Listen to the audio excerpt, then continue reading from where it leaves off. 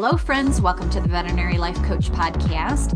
Today, I have two wonderful guests for you, and I can call each of them my friends. It's Dr. Mike Chaddock and Dr. Jeff Dizek. Dr. Mike received his Doctor of Veterinary Medicine degree from Michigan State University and an executive master's degree in leadership from Georgetown University. After private practice ownership, he worked for industry, was the State Veterinarian and the Director of the Animal Industry Division of the Michigan Department of Agriculture, and completed fellowships in food and agriculture policy, biodefense strategies, and was a fellow in the American Association for the Advancement of Science, serving in US Senator Mary Landrieu's office. After his fellowship, he went to Johns Hopkins University, Bloomberg School of Public Health, in the Center for Civilian Biodefense Strategies. He was appointed Director of the American Veterinary Medical Association's Governmental Relations Division in 2003. In 2006, he joined the Association of American Veterinary Medical Colleges. And Dr. Chaddock was Assistant Dean for One Health and Strategic Initiatives at Texas A&M University College of Veterinary Medicine and Biomedical Sciences from 2012 to 2015. He was Associate Dean for Administration at the Michigan State University College of Veterinary Medicine and currently serves as the Board of Trustees Chairman of the Michigan Animal Health Foundation. Welcome, Mike. Oh, thank you, Julie. Thank you very much. I'm so happy you guys are here. So now let me read Jeff's intro because I don't want him to not get his due. Dr. Jeff Dizik received his degree in veterinary medicine from Michigan State University's College of Veterinary Medicine in 1975. Go Spartans. He became the owner of Lincoln Park Veterinary Hospital in 1984 after working with Dr. E.R. Zingister for a few years. He also owns Affiliated Veterinary Emergency Service, which is an exclusively emergency and critical care facility in the Detroit area. In 1995, he joined the board of Michigan Veterinary Medical Association, became a member of the executive committee of the same board in 2000, and served as president of the MVMA in 2003. He currently serves as an advisory trustee of the Michigan Animal Health Foundation and is active in many veterinary organizations, and that's how I met him. Welcome to the podcast, Jeff. Thank you. Nice being here with you, Julie. I'm so happy having both of you here.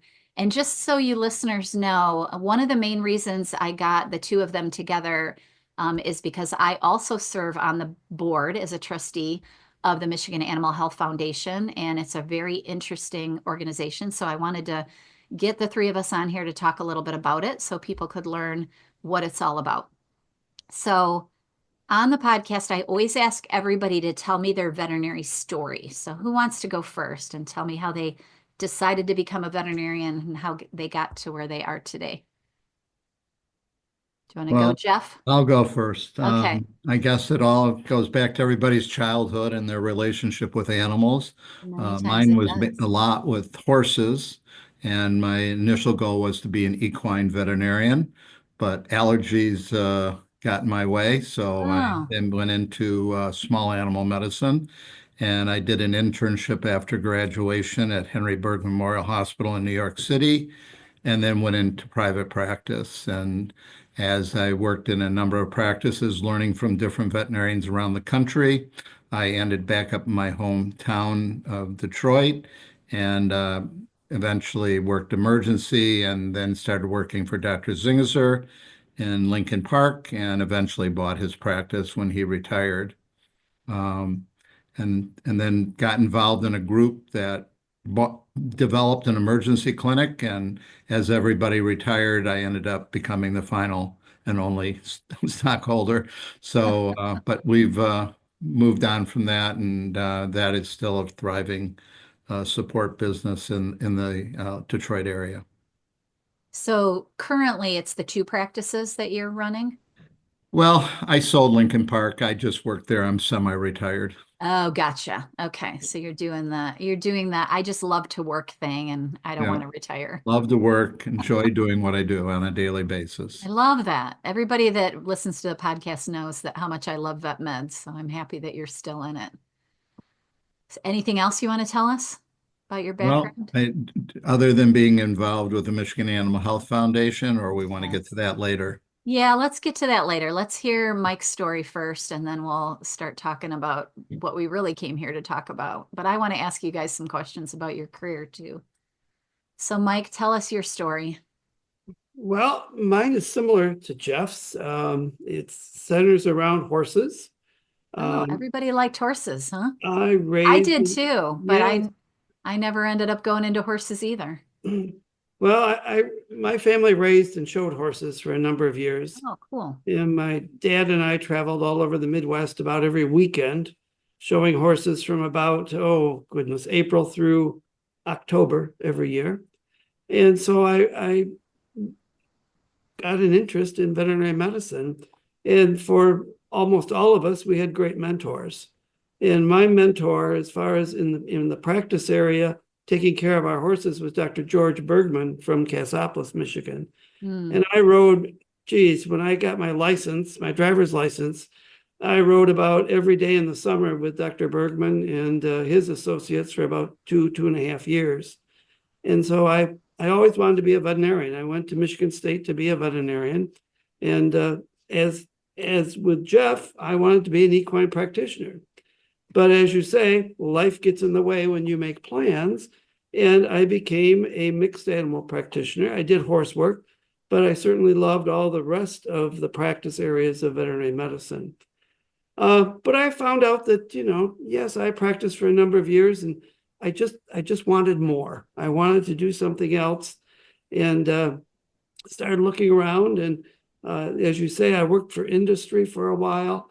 And then from there, I went with state government to the Michigan Department of Agriculture, entered that type of part of my career, not having any background in government work, just put my application in and I was at the right place at the right time. So again, kind of a message for young people is, kind of follow your passion and look for things that you've never done. And I did that for, again, about 15 years and started looking around and got some experience in Washington, D.C. as I was state veterinarian. And I said, one day I want to live in Washington, D.C. Really? And I just upped and moved to Washington, D.C. and took the fellowship, as you mentioned, in Senator Landrieu's office. And that was that was 3 weeks before 9/11. Oh, wow. So I found myself in Washington, D.C. at 9/11. And of course, looking for an office to work in on Capitol Hill. And everyone wanted to know, well, what do you know about bioterrorism and what do you know about food safety and those things? So again, my career changed, but my background in veterinary medicine prepared me for what life threw at me. So I did that. And then from there, I went into working for the American Veterinary Medical Association. I went into not-for-profit work. And I enjoyed that with both the AVMA and with the Association of American Veterinary Medical Colleges. I enjoyed that tremendously. And then from there, again, I went to academia. And from academia, I'm retired. And now what I'm doing, I'm working 6 hours a week for my local McDonald's. So you never know where you work at McDonald's? I do, and I love it. That's awesome. I worked at McDonald's when I was in when I was in vet school, or not even vet school, maybe it was before I'm just that. But reversing mine at the end of yeah, my I love that. So I've just enjoyed it all. But the thing I want to mention is mentors. I mentioned Dr. George Bergman as mentor, as practice. My mentor at veterinary school was Dr. Dave Ellis. And then my mentor working with government and things like that was Dr. Lonnie King. That was before Dr. King was dean at Michigan State. Yeah, I remember Lonnie King. It's important for all of us to have mentors and to work with them and to learn from them. Yeah, same with you, right, Jeff? You had some good mentors. Well, I had some wonderful mentors. Actually, I'll go back to Dr. Ellis also and Dr. Oh, really? Dr. Bill Riley. in the equine department and the head of the large animal department when I was there. So they both kind of led me by the hand and helped me. And then when I went over into small animal, from the university, I had Dr. Shermer, Dr. Legendre, Dr. Crable. I had a lot of great mentors at the university. And when I did an internship, I had great mentors there, Dr. Whitehead, and a lot of practice owners. They were all great mentors, taught me how to run a business because at that time, we didn't get a lot of that in vet school. And, but tremendous mentors all throughout life. And I guess I've tried to be that mentor back throughout my years of practice ownership and also being on fence. Okay. Yeah, well, you definitely were for me when we were in the moms group. You were one of my mentors, right? Yes. Yeah, we were in the same management group for a long time. And then at the MVMA, we spent a lot of time together. So let's talk a little bit before we get into the Michigan Animal Health Foundation. Let's talk about organized veterinary medicine, because both of you have been active in it, and so have I, in the local organizations and then at the state level. And Mike, you went to the national level in a couple of your groups. Let's talk a little bit about why that's important and why we're passionate about that. Well, I would say that my interest came a lot earlier than when I was a veterinarian. It came when I was probably my preteens and my teens, when I was involved in 4-H. So in 4-H, I learned a lot about leadership, and I did a lot of competitive things there. So that just kind of set the stage, shall I say, is when I became a veterinarian. And, I belonged to the Michigan Veterinary Medical Association for, well over 52 years now. Wow. And it was just something that was expected from us. We grew up in there, and it was expected that you gave back to your profession. But as well as giving back, you're learning. We learn from others. And if you come together in an organized manner, you're not only going to have fun learning from others, but you're going to provide what you know, and you're going to learn what other people know to come together to solve problems. So yes, I was involved mostly in committees with the Michigan Veterinary Medical Association. But as you said, my involvement was mostly with the American Veterinary Medical Association, where I was the delegate from the MVMA for a long, long time. And then I became employed by the American Veterinary Medical Association. So I saw the other side of it. And working with lots of different colleges, different universities, bringing together a lot of people who had all these expertise, trying to solve problems. So you're trying to solve problems, but you're also helping the profession. You're looking towards the future, and you're trying to make life better for veterinary medicine, for not only the veterinarians, but for animal owners and for the animals themselves. And that comes through your work with organized veterinary medicine. And from there, I just continued to do that. And today, being on the Michigan Animal Health Foundation, I feel I'm bringing that expertise that I learned along the way to help again with the foundation, and ultimately to help those animals which we serve. Yeah. How about you, Jeff? Because you did the local, weren't you in the Southeastern with me as well? Southeastern, and then MVMA and. Yes, excuse the barking in the background. Don't worry, dogs are always welcome on my podcast. My dogs are both in the room. I fed them before we got on because I knew Trent would bark if I was in the middle of this and he didn't have his dinner. Well, this is a 10-week-old puppy that something's got her interest. Well, I got involved locally. There used to be a association known as the Oakland County Veterinary Medical Association, and through that involvement, a little bit with Southeastern, they needed a representative for the state organization, so I represented the local area. To the state, yeah, because the local organizations usually send people to the state. Uh-oh, he's got to go check on the puppy. Well, while Jeff's gone, I just want to I'm right say, back. oh, you're I'm back. Oh, right let's back. see the puppy then. Well, I want to see. We want to see the puppy. There's Aw, is it a doodle? it is a doodle. Aw, she or he? She. She's cute. She's cute. Is And she just there for the day or is she staying? no, she's brand new living with us.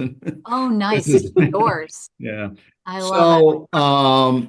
So just go back. I started representing Southeastern Michigan on the Michigan MVMA board and was encouraged to run for the executive board.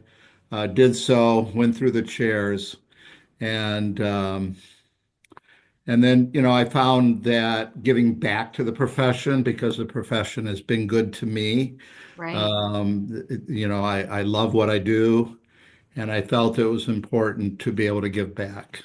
And I just think that all younger veterinarians, I know they're all busy, but you need to look to your future, and your future, part of your future is being involved and making sure that your future stays bright by your involvement.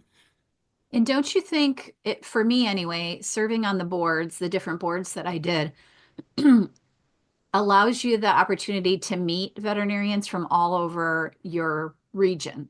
So if you're in the local association, you meet vets you would never meet because you're on all in all those events. At the state level, you meet vets from all around your state. And I found it rewarding from that aspect, is meeting people in different parts of the profession and getting to know a lot of veterinarians in your state. It's a big social thing.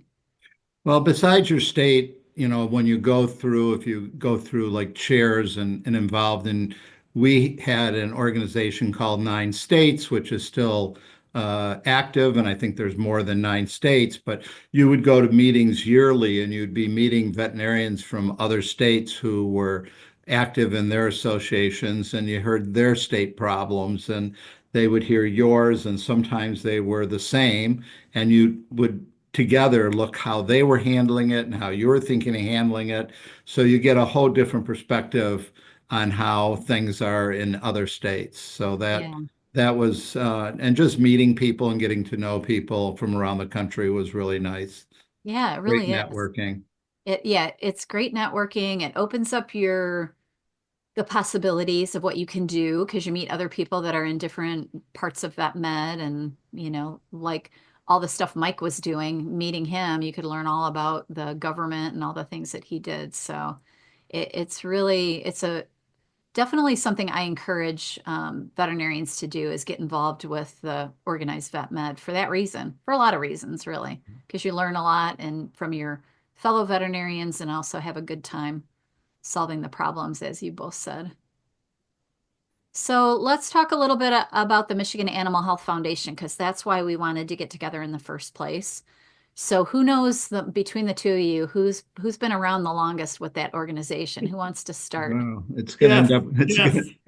gonna end up It's with Jeff. me. Okay, Yeah. Jeff, tell us I how it all began for It you. all began with a veterinarian by the name of Dr. Harold Knurk, Oh yeah, who was I very, know that very name. active with the Michigan Animal Health Foundation. And he kind of ringed me in and asked me to come and be a trustee. And that was about 35 years ago. Okay. I've been involved with the Michigan Animal Health Foundation. I've been its chair, as Mike is now, a number of times through the years, and have gone through a lot of other trustees that have all volunteered their time to take an organization that was developed initially to try and raise money to help research in veterinary medicine, and also mainly in the beginning stages, we supported residents at Michigan State University who were doing research projects. And back in those days, we could help them out with small amounts of money, $500, and they could actually do a research project. And as the years grew and we raised more money, we got involved with more projects and more research that actually, some of them developed into what are called NIH federal level research projects because of what they did with our initial help. And and then we've also helped students, do summer research projects and also go out into the world to do spay and neuter clinics in foreign countries to help control population as well. That's cool. So it originated with the idea that it was going to help with research, but it's expanded since It then. has expanded over the years, yeah. And it's an actual subset of the MVMA, is it? Is that how it works? I would say it is the charitable arm of the Michigan Veterinary Medical Association. Okay, that makes sense. Yeah.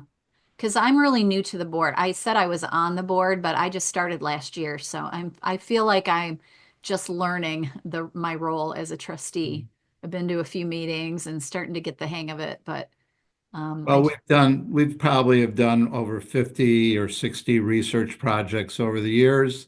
okay. And some of those projects have really helped advance, as I said earlier, the best medical care and future of the profession for both students and for, practicing veterinarians. Right. So the mission is what exactly? I have it written down, but the mission. Well, I have of it the right here. foundation. You have it? Okay. I have it written Go down ahead and here. tell us what it is. So the purpose of the Michigan Animal Health Foundation is to provide financial assistance to individuals and institutions for educational and scientific purposes in order to advance science to benefit the health and welfare of animals, including to subsidize the cost of veterinary care for those individuals who cannot afford veterinary care in accordance with the rules adopted by the governing trustees from time to time. Because we had a president, Dr. Carpenter from Grand Rapids, and when he was president, he started what we call the Companion Animal Fund currently.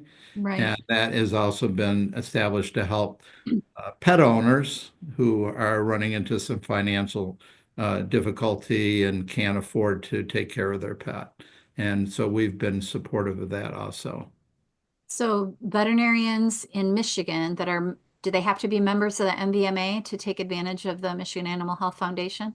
Yes, they do. Yeah, I thought so. For that fund, that particular For that fund, for the Companion Animal Fund. So their clients can apply, or they can apply. The veterinarian of their applies on clients. behalf of their client. Yeah, on behalf of their clients to help pay for pet care Yes, for emergencies and things that they can't afford. correct. Yeah, I love that. Yeah, I love the whole mission. So, Mike, tell us a little bit about how it runs operationally in your mind, just so people understand what a foundation is. Well, now you know the purpose and the mission of our foundation is, as Jeff stated, and keeping that in mind, the foundation is run or governed by a board of trustees. And the board of trustees for the Michigan Animal Health Foundation is made up of three different, I'll say, sectors or types of individuals.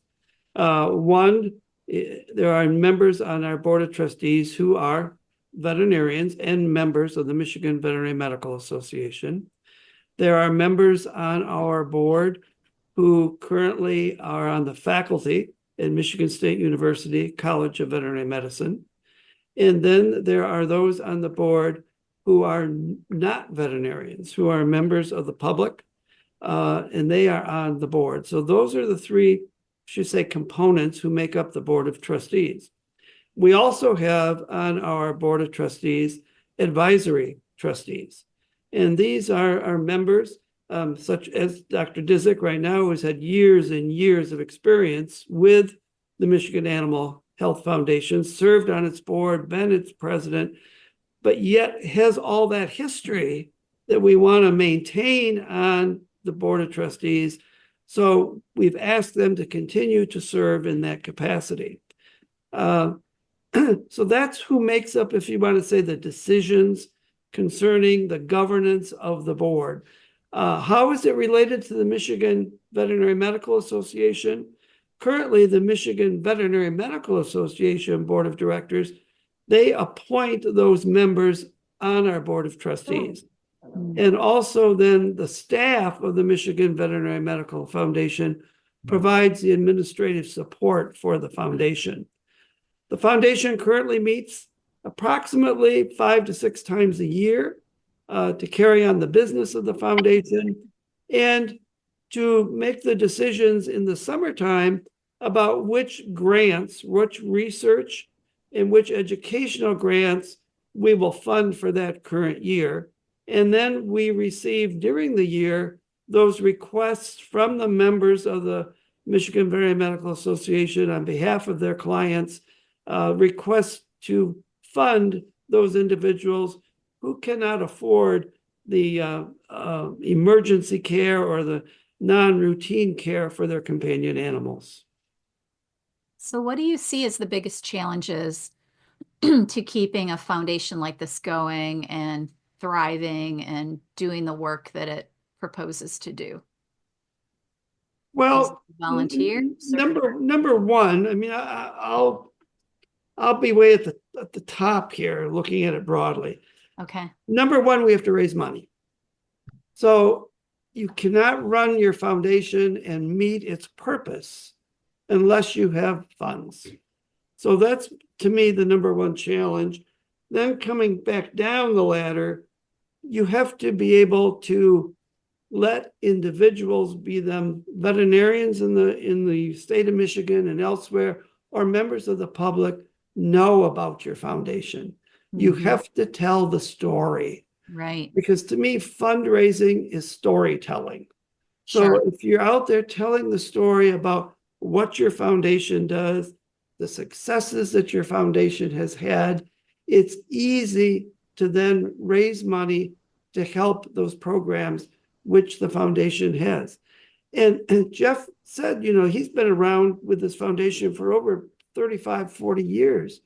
This foundation started way back in 1969 with the Michigan Veterinary Medical Association. So we've been around a long time. But the challenges I see in today's world and with today's other challenges is how do we raise enough money? How do we tell our story? And how do we get that word out? So those to me are the biggest challenges that I see with the foundation. So Jeff, do you have any like really good stories about things that we've supported in the past that would kind of let people know what kind of cool things happened because of this money? Well, let me first back up on Mike's comments there too. Okay. Manpower is also an issue with a Well, right, it's hard to foundation. get volunteers, right? Is having people do the put the work. message out, and that becomes, you know, difficult because that when you hire people to do that, it costs you money. Right. And you don't being want to a spend smaller money as a organization, we depend on our trustees to try and help us do that. And most of our trustees are working full-time jobs too. Sure. So, you know, there's, you know, one of the big ones that I remember, you know, research that actually led to an NIH grant was an ELISA test developed in the swine industry for and I can't even tell you the name of the disease right now, but it made a huge difference in the swine industry and helped save a lot of lives of pigs and their offspring by early diagnosis and treatment. And I think it had to do with salmonella, but don't hold me to that. Because it was a research project that was done like 20, 25 years ago. But it really was one particular one. But I think the support that we've done, you know, for students who were interested in research and be able to help them during their summer research projects and their learning their desire to be researchers so that they could discover and be helpful in advancing disease and treatments down the road has always been a good thing. Right. Yeah. I think it's a challenge, at least the way I see it, is getting this organization known. I don't know why it's difficult to get the word out that this is available to people to either donate to or work for, to raise money for, but it does seem to be a challenge for us, doesn't it? Well, we're just one of many, many organizations that are trying to do that. Yeah, trying to raise money for different Yeah. things. Yeah, I love that. Anything else? Well, maybe talking about how people can learn more about some of the stories. I know on our website there are stories of the different grants that have been made during the past several years that people Yes. can look at, correct? Yes. Yeah. And the website is pretty vast as far as the information that's out there. Yeah, there's a lot of research projects. How many of them are out there on the website? I don't know currently because I know they just went through a revamping. But Right. there's also stories on some of the companion animals that we've helped and their owners and how we've helped save some lives of some animals that had they not had the support, maybe not be with their families today.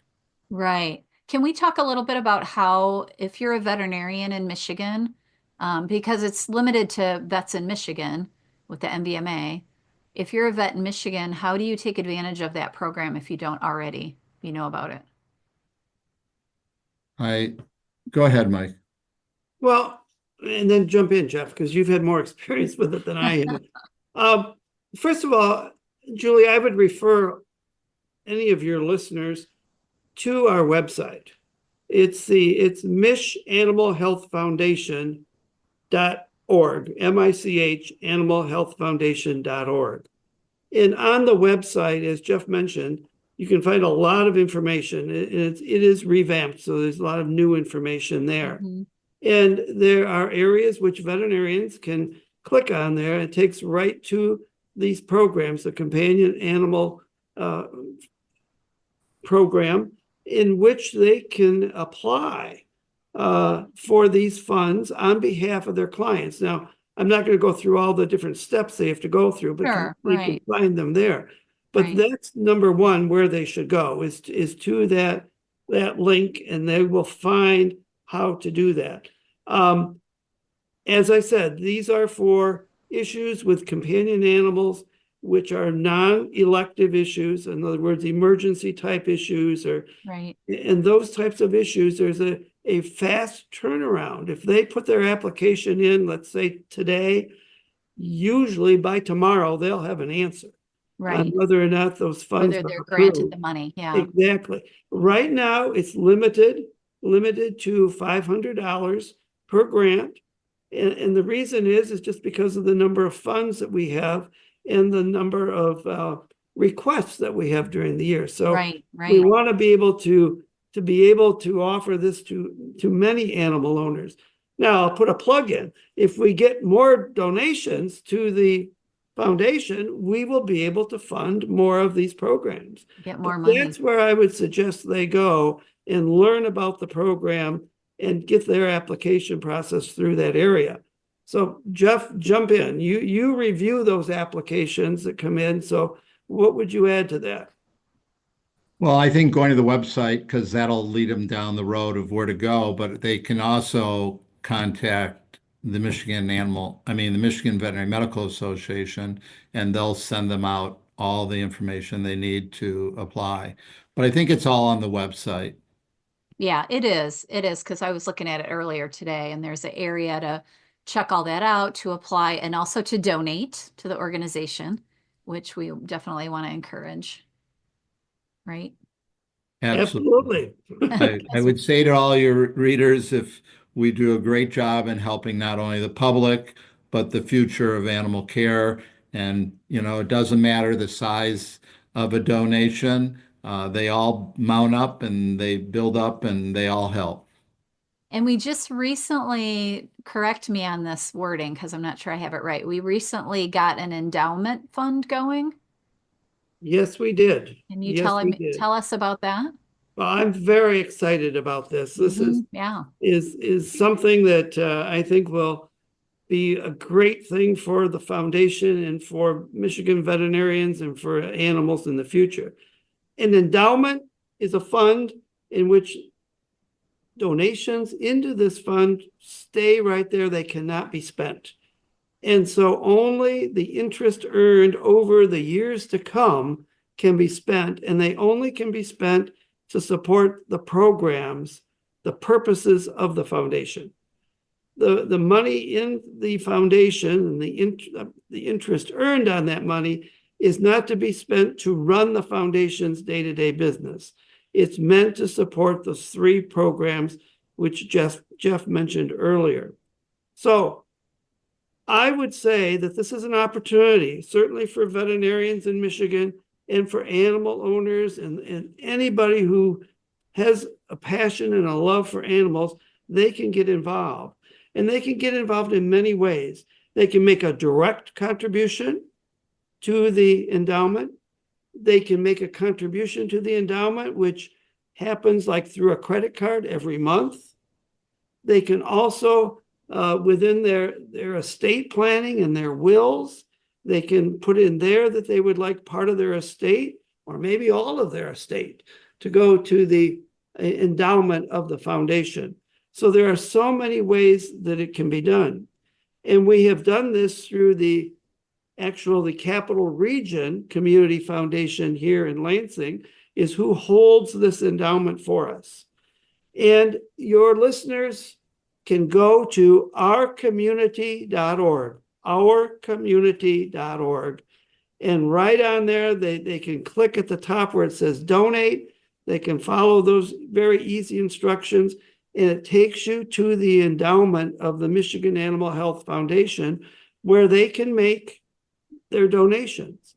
If they want to do some estate planning or something, let's say, a little bit more complex than a direct donation, they can get a hold of the Michigan Veterinary Medical Foundation.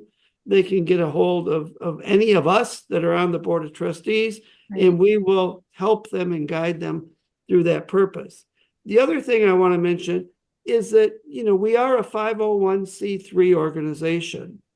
So whatever donations are made to the foundation, they are, as by law, a deductible donation. Now, of course, everybody has their individual tax issues, but as Yeah, it's by law, depending on where you're at, you right, may or may not be able to I write don't want off to a say lot. everybody can deduct it, but if you can, Right. you can. Yeah. So I would encourage, and you don't have to have a lot of money to get involved and to donate to the endowment. $5, $10, it all adds up, as Jeff said, and it will be there for years and years and years to come. Yeah. That money will work to supporting. help this foundation and the animals and the companion animals. So I'm excited about it. As you say, the foundation board just decided in February, and it's up and running and raring to go. Ready to go, yeah. And you're helping companion animals through veterinary hospitals locally in the state of Michigan, but you're also helping with the research. Absolutely. Which is even more exciting. Yeah, I love the mission of this organization because of that fact, because you have 2 ways to support the profession. It's not just one or the other. So I love that. So anything else we want to say about the foundation? I'm going to ask you 1 or 2 more questions before we wrap it up, just to have people get some benefit out of your experience in leadership. But I want to make sure we cover everything we want to cover. Well, I would just like to maybe say about the foundation closing is that it's a solid foundation. I will thank my friend Mike here for the amount of work he has put into it over the last few years. Yes, yeah. He's really brought a lot to the table, and the endowment is his doing, and so everybody I know on the board and future will be thankful to Mike for that.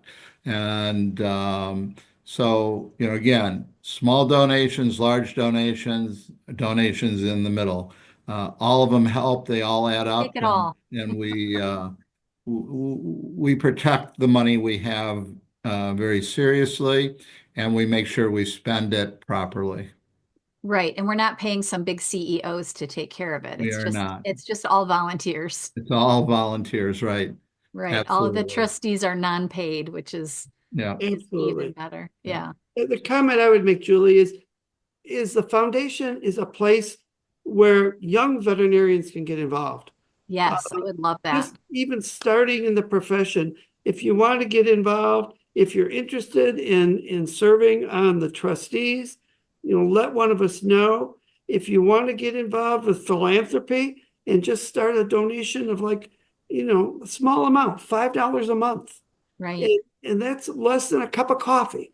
Yeah. If they would donate that, they would become involved and they would learn more about it. And it would be a tremendous way to become involved in organized veterinary medicine. And I want to thank my friend Jeff. I'll tell you, I'm a little story here. Okay, good. We love stories. It was about 4 years ago, 4 or 5 years ago, probably 4 years ago, when at that time, the CEO of the Michigan Veterinary Medical Association and I were having a discussion. And I said, I'm now retired. I still want to stay involved in organized veterinary medicine. I'd be interested in the foundation. And so he says, sure. He says, we'd love to probably have you be a trustee. So it opened up and I became a trustee. And the next year, 9 months later or so, there was the election and Jeff nominated me to be chair. And I had no idea he was going to do such a thing. He didn't ask me whether or not I was interested. He just cold nominated you, Just cold nominated me. So, I thank Jeff. At times I wonder what I'm doing and how I got involved in that, but I've really enjoyed it. I've had the time to put in it. Yeah, I've been frustrated at times, but overall, I think we're making a difference. So again, Jeff, thank you. And I'll pay you back one of these days. And I thank you for all the great work you do. And I knew when I nominated you, you were the best person to lead. Well, I just want to encourage people too, about volunteering for any organized veterinary medicine, whether it's local or this foundation or the MVMA. I just want to encourage people that you don't really need to know anything. You can volunteer on any of these committees, on the Michigan Animal Health Foundation, and come in cold and not know anything that you're doing. And you will be taught and you will learn, and they will be patient, because I'm new to the Michigan Animal Health Foundation and I still feel a little bit like a fish out of water, even though I've served on other boards. I want to encourage people not to fear that, because I think that's what keeps a lot of people from volunteering, is the fear that they don't know what they're doing or they don't know what they're getting into. Do you agree? Well, as Michael has, yeah. I mean, I didn't mention this earlier, but I do sit on a shelter's board of directors and on the medical director. Yeah, I knew that. Of that shelter. So, when I first got there, I knew the veterinary part, but there was much more to learn as the years went on. And it's okay. It's doable. It's okay. Right? Yeah. Nobody's going to bite you. Everybody, you're there because you have the same thoughts and missions that everybody else has, and that you want to help, and that definitely they're there and they'll help you. Yeah. So how do you recommend people juggle all this? That people ask me that. How did you own a hospital and raise kids and have a house and also serve on a board? Like, people wonder how that's possible. And I mean, I say on some level, you just do it because you want to, but also I think expanding like that and having multiple interests really helps keep you from getting burned out on vet med. Like if I'm going to work and then one day I have to go to a board meeting for the day, it's different and it's fun and it's a different experience. What do you guys think about that? I'll agree with you. You find the time and you do the best job you can to find that time and work it into your schedule if you have a passion for it. Right. Yeah. What about you, Mike? How do you feel that you juggled it all when you were not retired and not working at McDonald's? 6 hours. Yeah, my 6 hours a week. It's a hard question for me. It really is. I mean, it just, I don't know. I guess you have to have some organization in your life and be able to have some priorities and what you want to do. But I've always been a person, as you can see by my varied career, I never stayed with anything for a long time. The most of the years, even in my employment, ever one job was 15 years. So, I mean, I like to get involved in something. I like to make a difference in whatever I get involved in. And then I want to move on. I want to move on to the next, say, challenge or whatever I can learn from and whatever I feel I can donate to or provide some information to. And I think another key is knowing your limits too. I mean, you need to know, how much can you put forward. You mentioned, of course, having a family, raising children, having a job and moving up the career ladder and all these things. And then, also organized veterinary medicine. Mm-hmm. So how does it all fit in that puzzle so that you can be successful in all those ways? And I think that that's an individual answer for everybody on what they can do and how many pieces of that puzzle do they want to take on. Yeah, some people are energized by that juggling act and some people aren't, and that's all okay. Exactly. Yeah. Absolutely. So do you have any advice for veterinarians that might be listening that are struggling a little bit with being a veterinarian, as how to think about the profession or keep your head on straight so you can love it like the three of us do? A hard question, right? Well, I think you need to, find a mentor, Yes. whether it's in your own practice or outside that practice. And sometimes you can find that mentor by volunteering to be on a committee at your local level or even at your state level. You Yeah. may find somebody that'll turn into be that mentor for you, not only in the profession, but in life. Yes. And help you along the way. And I've had a few of those that I've met on committees and other places within organized veterinary medicine. So, but I've had good mentors in practices that I worked at. I was very lucky about that. But if you don't have that in the practice you're at, go to meetings, meet other veterinarians, and you may find that mentor if you look for it. Yeah, reach out. Yeah. You can't do it alone. You really do need to meet people. And some of my very best veterinary friends I got from being on different committees and different boards. And that's how you meet people, by putting yourself out there a little bit. But I think also in today's world, there are plenty of not necessarily committees, but there are help centers, having good mental health and good mental or Right. good healthy lives that are there to help too, such as Yeah. yourself, Julie. I mean, I know Yeah, veterinary that's one of the things you do coaches is you help other veterinarians as their mentors, and you bring a lot of that, and that's why you do these podcasts. So I Yeah. think, it's your niche and you're helping people that need to be helped. So Julie's available, guys. Yeah, I love it. So is there anything that we haven't said that we should say before we wrap this up? Anything we missed? In general, it doesn't have to be about the Michigan Animal Health Foundation. It can be about anything. I'll make a comment. Go ahead, Mike. One comment maybe for your last question, and maybe I'm unique because I've looked at the world, but I think number one, and this is certainly how you can help young veterinarians and old veterinarians also, is with self-confidence. How you gain or build that self-confidence and then be able to experience something that is not in your wheelhouse, something that's, a little bit of a risk taker. Sure. Like I get asked a lot of times, what do you do or what is your profession? I say, I'm a veterinarian. And the first thing out of the mouth of most 99% of people is, oh, where do you practice? Right. Or, oh, do you take care of just dogs and cats, or do you take care of any other animals? Yeah. And when I have a few minutes and can sit them down and say, veterinary medicine is very broad. It's more than practice. Right. It's more than being behind that exam table or being behind that surgery table. And God bless those veterinarians who do that every day, because they've taken care of my animals for a long, long time.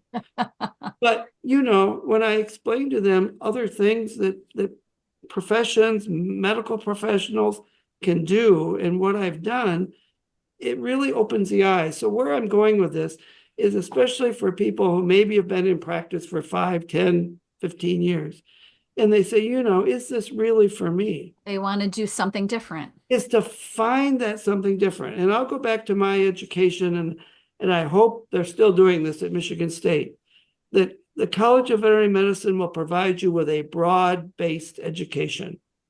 It won't make you an expert in anything, but it'll give you that broad base that you can take that and jump to all different things. All the different careers I've had in veterinary medicine. No, Michigan State didn't teach me about being a government employee. They didn't teach me about being a foundation director or working for a huge industry. But I took my education and built upon it, and I took risks. So that's what I'd like to leave, especially with people who say, I'm burned out. Well, what do you mean you're burned out? Recreate it. And there's so much to do yet within the profession. Right. Yeah, there's so many options. And sometimes it's just something small. It's just volunteering, like at a humane society, or volunteering for, leader dogs, or volunteering for the MVMA. Yeah. It's that, or it's jumping off the pier altogether and doing something different. And doing something totally different. Right. Yeah, I love that advice. I had no idea 3-4 years ago how to work at McDonald's. I had no idea. Do you do the fries? Like what part of it do you do? Do you do the counter or the fries? See, I know because I used to work at McDonald's. I know all the stations. I do the front end. I do the public. Okay. I take the orders and I keep the place clean, and I talk and go out and ask people how is their food. That's fun, right? I love it. It's not work. No, I love that. I love that you work at McDonald's. That's awesome. It's being the people person you are, Michael. Well, we used to have to say, I don't know if they still say this, but we used to have to say, welcome to McDonald's. May I take your order, please? Well, I still remember that because I worked there. Yeah, I don't have any set. I talk. You don't have a speech you have to give. I talk to all of them as individuals. I love that. That's amazing. I just want to expound on Mike's what he just said is you need to, every morning when you get up, you need to enjoy what you're going to do that day. And if it's going to work, you got to enjoy work. If you don't, like Michael said, even in your own profession, find another niche in it that you will enjoy getting up every day for, and just go out and enjoy life by enjoying and it's absolutely possible, right? That's how I started life coaching. I was like, I want to try something different, and that's how I ended up here. So absolutely. Yeah, I didn't know anything about podcasting about 10 years ago. I don't even know if they had podcasts 10 years ago, but whatever. I think they do. I didn't know anything about it till a half hour ago. I know. I'm so excited. Just so you all know that this is their first time on a podcast. So it's been a lot of fun, Julie. Thank you for inviting us. It is a lot of fun. I enjoy it. It's good conversation, and people will get a lot out of what you said. So I encourage everyone to check out the Michigan Animal Health Foundation. Give us a donation, even if it's a little small one. We'd really appreciate it because we're working hard to make this an excellent organization. And if you have any questions, you can always email me at jacappeldvm@gmail.com. And I'll get you in touch with Mike or Jeff if you want to ask them any questions. I'm sure they won't mind. So if you're interested, reach out and we'll definitely help you get involved. So this is Dr. Mike Chaddock and Dr. Jeff Dizek. Thank you, guys. Thank you, Julie. Listening, and thank everyone out there. Yeah, thank you all for listening. It's been a lot of fun and a pleasure. Yeah, it's been great. It's been good talking to you guys. Have a beautiful week, everyone. Bye. Bye-bye. Bye-bye.